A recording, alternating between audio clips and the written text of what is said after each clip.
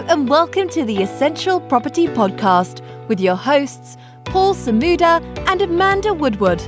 With 45 years of combined experience in the world of property buying, selling, investing and developing, they are here to share with you their knowledge in the Stoke-on-Trent, Newcastle-under-Lyme and Crewe property market. Let's get started. Welcome to another episode of the Essential Property Podcast with your host, me, Amanda Woodward, and I'm here with my co-host, Paul Samuda, talking all things property in Stoke, Newcastle-under-Lyme and Crewe. And today we're going to be wrapping up the last couple of months of the year and also talking about plans moving forward into 2023. Now, we haven't been around the last couple of episodes and things have been incredibly busy at Essential Property Auctions headquarters. So I'm going to hand over to Paul to tell you a little bit about what we've been up to and our plans moving forward. Over to you, Paul. Hi, everyone. I suppose we should apologise a little that we haven't been around.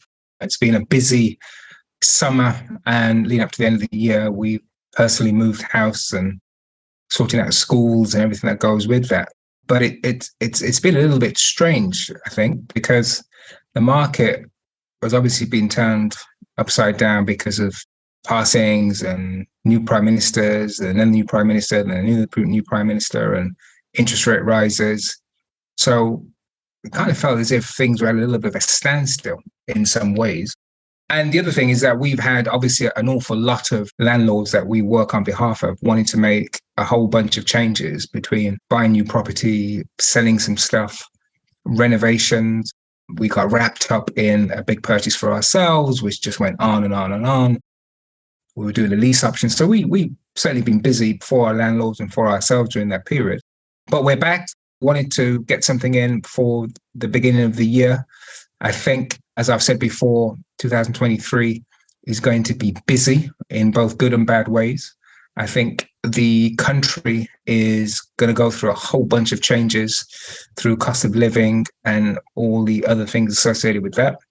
But every cloud has a silver lining. I think there's going to be a bunch of opportunities, but I also think there's going to be a bunch of pain. So as business people, as landlords, as investors, we need to prepare for both eventualities, be ready to take advantage of the opportunities, and also to ensure that we're tough enough and fit enough to withstand any pain coming our way. So, Amanda, what are we going to talk about on this episode? I know there's a whole list of things that we wanted to talk about. What did we narrow it down to? What were the main things? What do we want to kick off with? Well, I think we're going to split the episode into two, I guess. So we will be speaking about what's happened the last few months of this year, what we've been working on as a business, how we've been supporting our landlords in the different areas, which hopefully some of our listeners can relate to, whether they're investing in Stoke or investing in a completely different part of the UK, because I think as a industry, most of us are experiencing similar things. So hopefully there'll be some takeaways there. And then we'll also look forward to the new year. And we'll talk about, like you said, what is incoming, what we should be preparing for, because there is a lot of new stuff coming in, but also talk about the sort of opportunities that we see as well. So we could kick off, I guess, with something that maybe our listeners think that's not happening at the moment, but is new acquisitions. So we have been organising the acquisition of a building that's taken months and months and months, and perhaps we'll talk a little bit about that. But also a lot of our landlords and new investors that we're working with are continuing to buy in this market. So perhaps we can share with the listeners why people are continuing to buy when perhaps people think that, now might not be a good time, or now might be a time to hold off. So you could probably wrap up the experience we've had over the last few months buying our latest development and how we navigated that. Oh. I mean, the last development, I look back at the paperwork and we started this whole negotiation sort of October 2020 with the expectation that it was going to be wrapped up in March 2020. I lose track of time, 22, I think. And that was pushing it back 6 months. Again, big thing was planning. Planning is always the problem, trying to get planning consent for the things you want to do. They want to cross the T's and dot the I's, and rightly so. But also they create issues where there's a huge difference of opinion. With us, this was a straightforward conversion, but they wanted for us not to have it as a straightforward conversion. But anyway, experience tells us, right, you work with the planners as best you can. It's a little bit of give and take. So we did that, and it took a lot longer. And, fortunately, we had a very understandable vendor who extended the term because we'd already exchanged on the property, subject to planning, but we were pushing against the long stop date. And fortunately, the vendor was understandable, and she extended it by a further, I think, 9 months, effectively, which is amazing. But you take away lessons from this in terms of nothing's a walk in the park when it comes to planning. You have to ensure that you've got all your paperwork, you are familiar with all their requirements. And a very simple one, which always comes up, is something called amenity. Ask them to define that, and they won't. I think they make up as they go along, but they're talking about, when someone looks out the window, what do they see? How do they feel? And one of the amazing things that we had experienced, we had to recreate a garden area to the rear of the property. And the garden area caused a problem with the neighbors and probably was never going to be as big as a garden area that would deliver the amenity that planners wanted. And then we remember, Amanda, we discussed this and said, well, hang on a second. This property is located around the corner from one of the most beautiful parks in Stoke and probably in the whole of Staffordshire, Queen's Park. So we incorporated that in our updated document. And all of a sudden, the requirement for amenity disappeared. And I'm thinking, who knew? And apparently there's some planning guidance that says if you are within an 8-minute walk from a park, then that counts as amenity versus having a beautiful back garden. I mean, some of this stuff you just can't make up. But, that worked in our favor. We were thankful for that. So we were bogged down with that, which took us right up to the end of August. And I think we completed at the end of September. And then we've now had to rejig all of our plans because bill costs have increased. So our initial budget for renovating and converting the property has now completely been blown apart. Our refinance plan has changed because interest rates have gone up. We thought we were going to refinance 4.5%.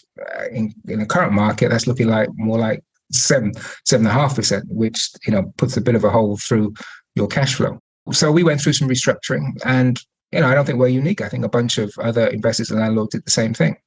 But one of the things, and to answer your question as to people are still inquiring, is that property is, as I continue to repeat to friends, colleagues, landlords, investors, property is a long-term investment. And as landlords, as investors, we should be looking at no less than 10 years.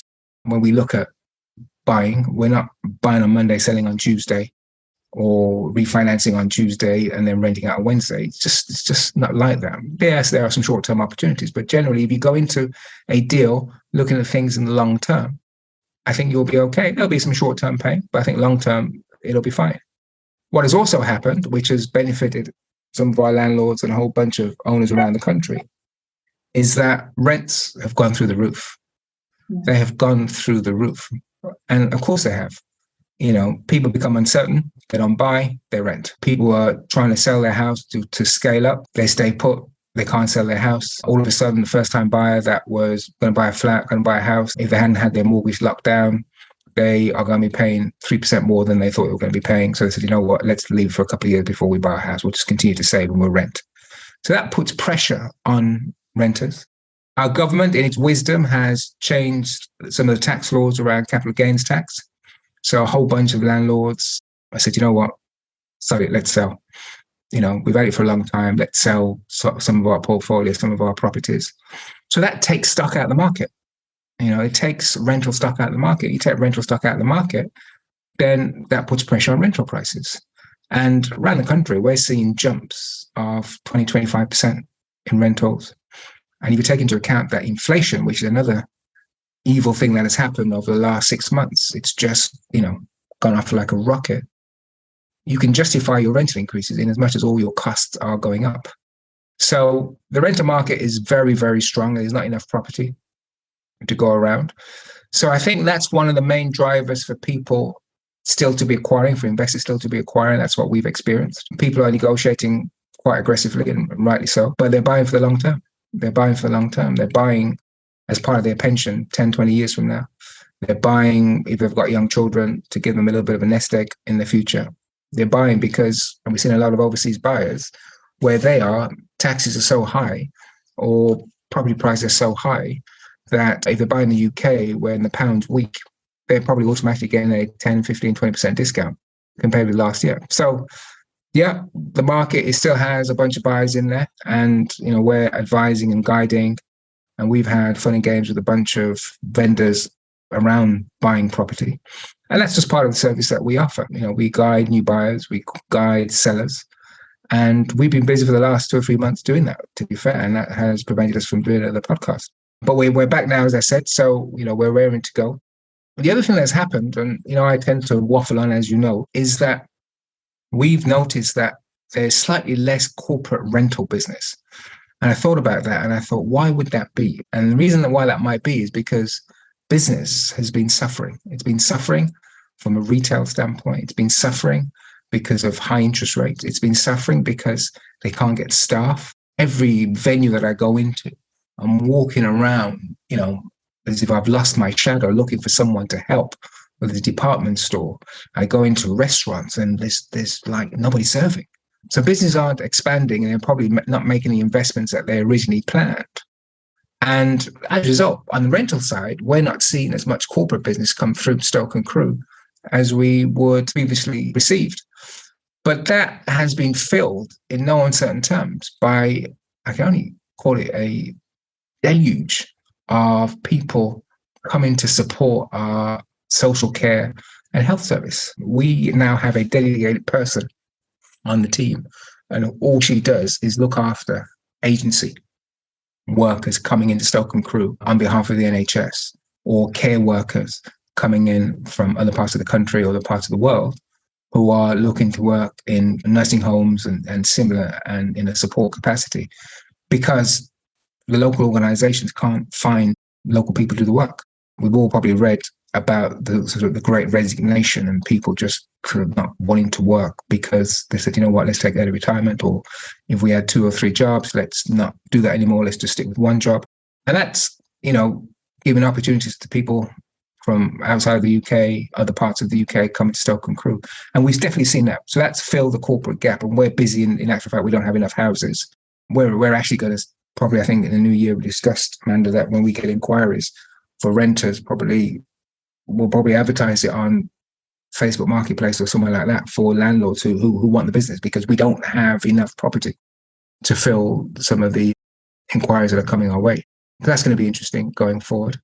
So a very changeable market, but let me shut up for a minute and let me hand it back to you. Well, I was just going to add one more thing, or 2 things actually. I think my takeaway from the first part of that with regards to the market is that thank goodness that we are nimble enough, and by helping and guiding other landlords to be nimble as well, to be able to pivot. Because if you just keep one strategy, for the last 10 years or whatever that we've been investing, we wouldn't be going anywhere quickly. But as the market changes, we just have to be swift on our feet to take advantage of that, like your corporate business out the door and then agency workers coming in. We just have to move with the market. But also the other area that is opening up, and I think will be, to use your word, a deluge of inquiries, is not just staff in the care sector, but also the companies requiring accommodation for supported housing and supported living. So we have tons and tons of staff, care worker staff that are arriving into the UK and need accommodation. But just in this last quarter, I think we agreed 4 or 5 long-term contracts to companies that are providing effectively children's home or homes for young adults that need support. And that's an area, market linked, that we see growth in as well going into next year. And we would like to provide more accommodation to the companies that we now have, good relationships with, because you have to sift through. I mean, I've had some inquiries from, supported living companies that were set up on Monday and want 3 houses on Tuesday, which sounds great, but we need to make sure that, on Wednesday they can actually afford to pay the rent and that they're not going to be there for the next few years in financial difficulty. So we've got a little bit of a system internally that we can kind of sort through and look for the good quality companies. And we have a couple of companies now that are saying in the new year, they need more houses, and we literally don't have any. So we would love to obviously speak to landlords who have more properties that we can help secure some long-term contracts for. And social care part of the economy is a problem, and hopefully we can do our small little bit to help solve that as much as we can. I think it's a sign of the times, Amanda. I think a lot of things as a country, we've been through a lot in the last 6 years, more recently exacerbated by a jump in inflation and utility bills. But things that happen in other parts of the world also affect us. And, like it or not, people come into this country needing assistance, and we do assist as a country. Those people do have to be housed, and there is a competition for space, as as difficult as it is, or as controversial as it is. We do get beat up as landlords for what we consider to be doing the right thing. We're housing people. That's what our job is. That's what our remit is. That's what our raison d'etre is. And sometimes we get vilified for doing that. But I think in terms of our listeners, the market is changing. A few bumps along the way, but I think changing positively. There are opportunities in Stoke and Crewe. I think there will continue to be opportunities in Stoke and Crewe. I think in the last episode, we talked about the squeeze for HMOs in Crewe since Article 4. We continue to see that. I mean, literally our occupancy in Crewe hovers. A bad week for occupancy in Crewe is 94%.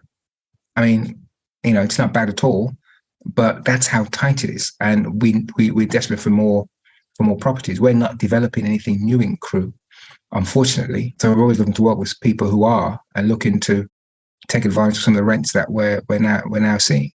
Obviously, with that has come some legislation. Obviously, there's the carbon monoxide legislation that came in.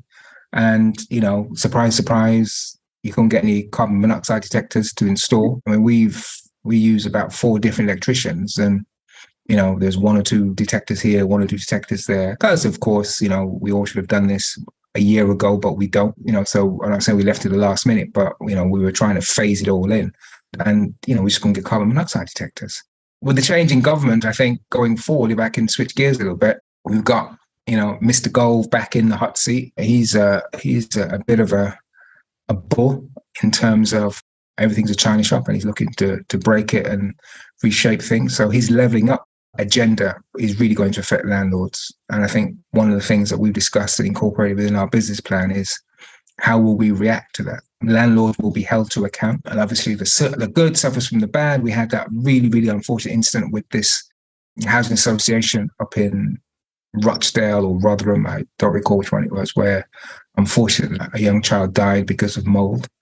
And that emboldens tenants, and rightly so. No tenant should be living in that sort of environment. But what it also does, it gives the government a real aggressive tool to beat landlords up with and to hold them account. And that's going to be coming going forward with bills around responsible landlords, registers, clawback of rent, a whole bunch of things that the government has in mind. Section 21, making a swift exit, I think, sometime before the end of next year. Nobody knows what's going to replace it. It's still a little bit grey. So from our standpoint, in terms of our advice to our landlords is that, any little things that you've been holding back on, that you're thinking, I'll do it next year, I'll do those fixes next year. There's a good chance that might come back to bite you. So we're going to be up in our inspection game with all the properties that we look after, both for ourselves and for our landlords, and just ensuring that they're fit for purpose, and they're not falling foul of HHRS and their monitoring of whether it's flouting any health and safety laws. But this is going to be really, really important going forward. Really important. And those landlords were managing themselves and not doing things like their right to rent checks. I mean, the other day I was in some training, and we were just going through some of the fines that were there for landlords who weren't doing certain things. And one of the things that sort of I raised my head when I heard it was, when you have a tenant in situ, you might have a tenant in situ for 2 years. How many times in those 2 years are you supposed to do a right to rent check? So you have to keep your database up to date of when their visa expires, and you have to come knocking on the door, 2 or 3 months before it expires to make sure that they've reapplied. So you're really, doing an awful lot of work. And I think things like that, we're going to have to be all over like a rash, even more so than we already are, just to make sure that we're as compliant and on the right side of legislation going forward. We've increased the size of our team, our support team. We're trying to put in some new systems to make that easier and cost effective. And one of the challenges that, as soon as you increase, as soon as the new legislations, it's more labor, it's more cost. And that's a challenge. We try not to pass on in the costs to our landlords where we can. But I think between inflation, increased labor costs and stuff like that, everything's going up. Everything's going up. So that's some of the things that are coming down the pipeline. And the other thing worth mentioning is, for those that don't know, service accommodation is heavily on the agenda. And the argument for those who aren't familiar, service accommodation, whilst it brings an additional varied amount of accommodation to a town or a city for visitors, what it does do is crowd out local renters and prevents them from renting properties for people that work and live in the area, because landlords typically can get a higher rate for short stays. And they come up with some legislation to empower local councils to tax, to check on the health and safety of these properties, to limit the number of properties in these particular areas. So that's going to be a whole new raft of legislation coming in 2023, 2024, I suspect. They bought some new stuff in Scotland fairly recently, quite active in the SA front and want to expand on that front. But there's going to be some new legislation. So whether we like it or not, legislation is going to be our neighbour going forward in a very big way, Just to add to that, the role of a property manager or the responsibilities of a self-managing landlord have been progressively increased, in terms of responsibility. Over the last, many, many years, new changes have been coming in, and more responsibility has been added. But in 2022, and then certainly going into next year, it's an incredible increase of responsibility. And I would expect that there's a number of self-managing landlords out there that may not even be familiar, or certainly don't understand the detail of what's happening, which I think can be quite scary. And we, over the last few months, we measure, as we try to measure everything in our business and see what's going on. And over the last few months, our rent collection process, just to look at something really small, is taking longer. There are more tenants who we are having to chase more times. There are more tenants and more excuses, which is just a sign of the cost of living crisis, and people genuinely, having to change payment dates, or they've lost their job and they've had to get another job and they've had to change their payment date, or they need a week or so to pay to catch up. And I'm seeing that over the last 3 months, that's an area we've had to apply even more attention to. Now, our process around rent collection and chasing rents is incredibly tight, and we don't really give our tenants and guests an inch, but we're having to double down on that just a little bit more. We're also finding that the tenants and guests, if I'm allowed to say, are becoming perhaps just that little bit more demanding. And I don't think, I use the word demanding loosely, I should probably think of a different word here, but I think that's the right word. I think, not to cut in your flow, Amanda, but I think we've increased rents. The rents have gone from $450 to $550, broadly speaking, for an ensuite room over the last year and a half. And tenants have experienced that. They're probably thinking, I'm not getting 30% more service. Yeah. I'm paying 30% more, but I'm not getting 30% more service. So, the reality is, the reason why the rents have gone up is because the cost of owning property has gone up. The cost of servicing that property has gone up in terms of utilities. We're not doing it because we're profiteering. We're doing it because our costs have gone up, quite substantially. But to a tenant sitting there, they're just seeing an extra £100, extra £130 per month come out of their bank account, and they're saying, "What am I getting for this extra £130?" So there is a bit of a mismatch on that, and it's unfortunate. But that's the state of the market, and I think going forward, because there is another increase pending for existing tenants, they will become even more demanding. And it's up for us as agents and managers to look after that. I'll look after them as best we can and make them understand that our costs are on the increase. One of the challenges is if their salaries aren't going up, then that's a problem. And, you've heard me say, how much can you push up rents before people say, look, I can't afford it. I can't afford it, I'm not going. And that's a risk at all times for us when you get to that stage where you've pushed them too far And they said, I just can't afford it anymore. I need to eat. I just can't afford it. And, they're racking up debts or they lose their job. And that's a challenge. And I said the beauty of HMO is that you spread the risk versus single lets where it is a single risk. But that's going to be our biggest challenge going forward. And I was going to say, what do we think the biggest threats and the biggest opportunities are for landlords in Stoke and Crewe for 2023? Or what would we say those are, do you think? Well, just to say what you've just said there is ultimately we always have to make sure that our tenants and guests are paying. If the rents aren't coming in, then we have one of our largest problems. So affordability in this cost of living crisis is going to be one of our biggest challenges. I would say another challenge is to keep the houses well maintained in the way that we need to meet legislation. Like we have the insulation related improvements that are going to be required in the next couple of years. So how do we pump the money into the houses that we need to meet legislation and to meet tenants and guests' expectations, and to also control those costs with the landlords, so the landlord still has the property viable and is still a viable investment for them and can still justify keeping them. So we're kind of in the middle a little bit there, trying to keep the tenant happy and to keep the landlord happy and to keep the property viable. So I think legislation related is going to be our biggest threat, and the biggest opportunity being the undersupply of the accommodation to ensure that the houses continue to be full or nearly full at a good market rent or slightly above market rent. Okay. And what about opportunities? I think the opportunities are, I am quite an optimist, probably a lot more than you, Paul, sometimes. Paul's very pragmatic. And I think the opportunities are going to be around buying buildings. And we've set out our stall for next year in terms of the deals that we want to do and the new acquisitions that we want to make. And I think the opportunities are around that for me.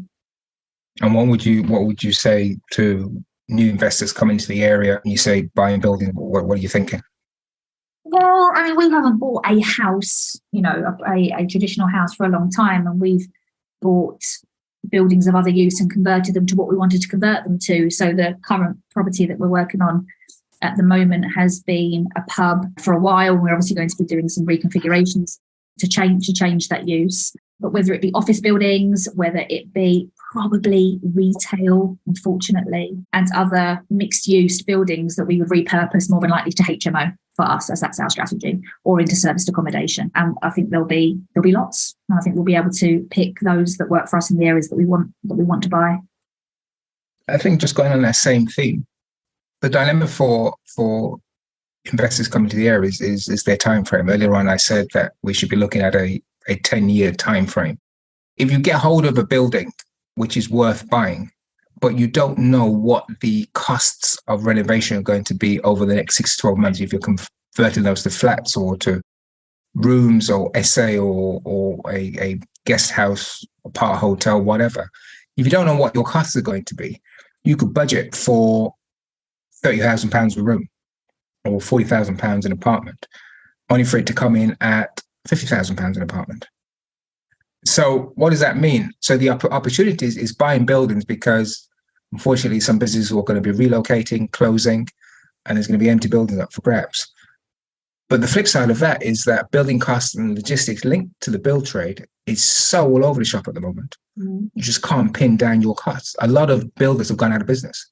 A lot of builders just don't have their staff or their cohort of trades working with them because it's just too expensive to carry them, and they haven't been able to bid and deliver the goods as they would previously want to. So I agree with you. I think there's going to be a bunch of properties up for sale. Really, really have to narrow down in terms of costs going forward for developing that and ensure that there is a contingency and stretch out the ROI a couple of 3 years longer than we would do. I mean, we offer a bit of an advisory survey on that for people who are looking to buy buildings, and we go through the numbers and we walk through different options, and we're seeing more take up for that already, sort of coming towards the end of the year, where people are saying, what do you think I should do? In this ROI of X, is that high enough? Will it deliver going forward? What do you think the growth is going forward? And we have to pin our flag to the mast and give our point of view based on our experience in the area. So Opportunities, yes, absolutely. In terms of buildings coming available, I think portfolios are going to be selling. I think people who are old in this market and don't want to live through another rash of legislation and tax increases are going to say, look, I've made money. Maybe it's time to sell up.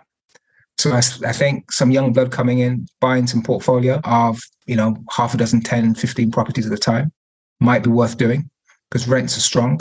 Yes, if you need to borrow and get mortgages, the cash flow is not going to be great at this moment in time. But, those rents are going to increase every year for the next 5 or 10 years. I don't see this government. We might be looking at a Labour government in the next couple of years, bringing in rent controls. Rent controls have been proved not to work, but, people will do things whether they work or not. But subject to rent controls, rents will increase every year for the next 5 years for sure. So whilst it might be small cash flow buying a portfolio in 2023, in 2028, interest rates come down, rents have gone up, you could be on a real winner. So I think portfolio sales could be very, very interesting. And from our standpoint, we've advised people who are selling portfolios and people who are buying portfolios. And, I've certainly been working with people doing that for almost a dozen years now. I know, Amanda, you do a lot of the underground and inspections and putting the deals together. So we've got a lot of experience between us on doing that. So I think that's going to be another opportunity as well. Anything else that we should be highlighting to our landlords in terms of potential opportunities going forward, do you think?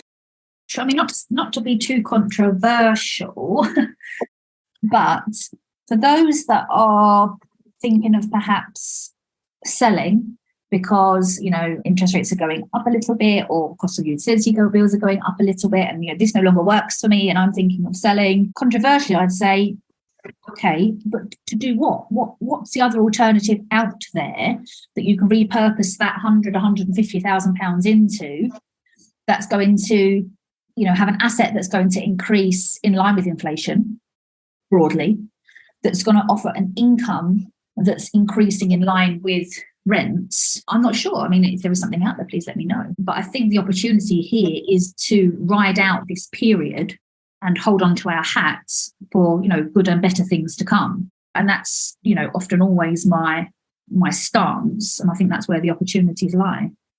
Well, I think that's a very, very good point. I think that's a very good point. I think, landlords, every now and again you get landlords saying, this is a bit crap at the moment. I want to get out. Get out and do what? Yeah. Spend the money on lattes or a new motor or a caravan. What are you going to spend the money on? Where's the return going to be? Not crypto isn't top of the to-do list. Investments is on top of the to-do list. Stocks and shares right now a little bit volatile. So what are we doing? Yeah. Now, if you're retiring and you want to go on a cruise, and this is part of your retirement fund, then different ballgame. If that's what you'd invested in property for, and you're at that age where you said, what, I've made my money, let me sell, pay a little bit of tax, then just go and live on a boat for a year, and then fine. But if it's for other investments, then, I agree with you 100% that, what's the comparison? Long-term property has never failed. And that's a pretty good history or historical track record to try and beat.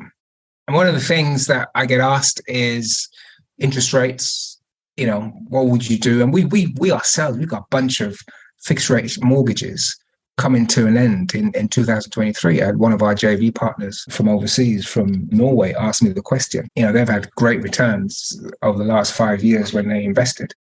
But, we had a 3.35% 5-year fixed mortgage, which comes to an end in May. And, that's going to jump to 6.5. All right. Now, they've done the numbers and says, bloody hell, that's going to cost us 250 quid a month or 40 quid a month or something like that. That's like a whole room almost for a small HMO. So what's the plan, Paul? So I said, talk me in 2023. let's get to 2022. But this is a really important thing. We have a whole bunch of landlords who are going to be coming out of fixed rates, and they should talk to us and let us know. And because no two properties are the same, and see where we can assist in terms of rental increases, caps on utilities and things like that. But most of the landlords are in the same boat, short of them buying a property for cash with no mortgage. If they have a mortgage at some point in the next year or two, their fixed rates, their good fixed rates are going to come to an end, because no landlord does a 10-year fix. I don't even think you can get a 10-year fix for HMOs. So it's either been a 2, 3 or 5 year fixed, and the good rates are coming to an end in the next 6 to 18 months. I think rates will peak in 2023. My hope and expectation is that they will dip in 2024. But that 0.1, 0.5% base rate that we've been addicted to over the last 10 years, I think it's gone for good. I think a base rate of nearer 3% is the new norm. And prior to slashing base rates on the back of the financial crash, on the back of COVID, all that sort of stuff, average base rate was 5%, 4 or 5%. So having a base rate of 3.5%, isn't exactly a disaster. But when you get addicted to cheap finance and 0% finance, to wake up one morning and realize your mortgage is going up by £500 a month, then that's a bit of a shock to the system. And the government knows that. So I think landlords should talk to us more in terms of their particular situation, what we can advise. And as I said, we've been doing more advisory business over the last few months. I mean, we do a 15-minute free consultation just to give them a bit of a few ideas. But if they want something more in depth, we have a little bit more in depth and packages that we can provide them, where we can do some coaching and some mentoring with them and do a big old review of their portfolio if needs be. But generally speaking, a 15, 20-minute conversation gives them a little bit of a steer. And I think that's important going forward. I mean, our objective continues to be to keep the properties full, control the costs within the property, and work with the landlord to make sure they make a profit every month, a decent profit every month. Obviously, we can't control their mortgage payments, but what we can do is control as best we can the income coming in. And we'll continue to do that as managing agents. We're going to do more compliance stuff with them to make sure their property is compliant going forward. That's going to be tough in 2023 because it's going to be a lot of work. We've started to staff up a little bit on our side. We need to hire a couple more people to do that. That's going to be a lot of work going forward, but it's got to be done. It's got to be done. That's just the price that we pay of being property investors and landlords. Amanda, what else do we need to touch on? I think at this time of year, we go into a business planning mode probably come end of November. Paul being Paul, as soon as we go into Q4, he's already itching and thinking about Q1 the following year. Now, obviously, we have, the end of our 2022 business plan to finalise in the last quarter of the year. But as we do come to the end of November, we start to, think ahead. And we use sort of this period between Christmas and New Year really to finalise what our plans are for the following year. So come January, we're hitting the ground running and we know exactly what we want to do and what we want to achieve. But when I speak to not just our landlords, but just investors generally in the market, that can sometimes be an area that people struggle with a little bit in terms of, well, what should I be planning for next year, and getting my goals down on paper and really fleshing out, a business plan.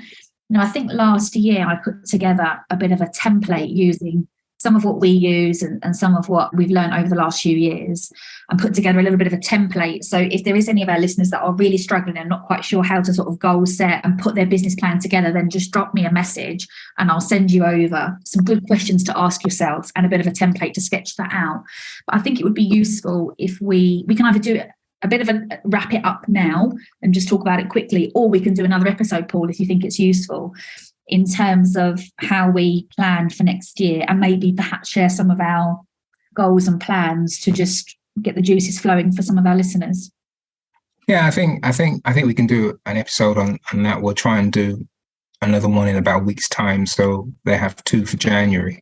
But I think business planning, I've been business planning, for as long as I can remember. And it just gives you a bit of a roadmap and a benchmark as to, for you to look at what you've been doing and see whether it's what you had planned to do. So as we do our business plan, we look at 2023, we look at the market, we look at how 2022 went. We say, okay, we want to do a little bit more. Or should we be changing slightly? Or should we be being a little bit more defensive? And then setting some goals and parameters of what that means and quantifying it. And then the most important for me is then hitting the ground running. Momentum is very important for our business to and sometimes you can't be 100% sure in terms of how you're going to go about doing things. You'll write some stuff down. But I always say to people, just get started. send that first email, visit that first property if you want to add more properties to the portfolio. So, but I think it makes sense for us to do maybe a separate session on that, incorporate that in the next session. And we'll do another podcast fairly quickly after this, and maybe we incorporate it in that and talk about business planning. And then obviously it's keeping yourself accountable, which is the most important thing. I like to keep business plans fairly simple. If you've got a large portfolio, then maybe it can't be simple. If you've got properties right across the country, then maybe it can't be simple. But that KISS principle of, keep it simple, stupid is one that I'll live by for as long as I can remember. But yeah, let's do one in the next episode, Amanda. I'd love to. Super. All right. Well, I think we'll leave it there. I think we've had a good session and just kind of inform the listeners as to what's been going on and our views on the markets. Next episode, we'll talk about business planning for 2023. Any questions that our listeners have, we always invite you to just drop us a line. If you want us to discuss a particular topic, then we're very open to that. Or if you're having any problems with your portfolio, or you just have some successes that you want to share, then as always, just reach out. We really like to hear from those that are listening in on the podcast. We hope you enjoyed today's episode, and if so, please hit subscribe and share with those who you think would enjoy it too. To get in touch with Paul and Amanda directly, please visit their website www.essentialpropertyoptions.co.uk for more information. We look forward to sharing with you on the next episode.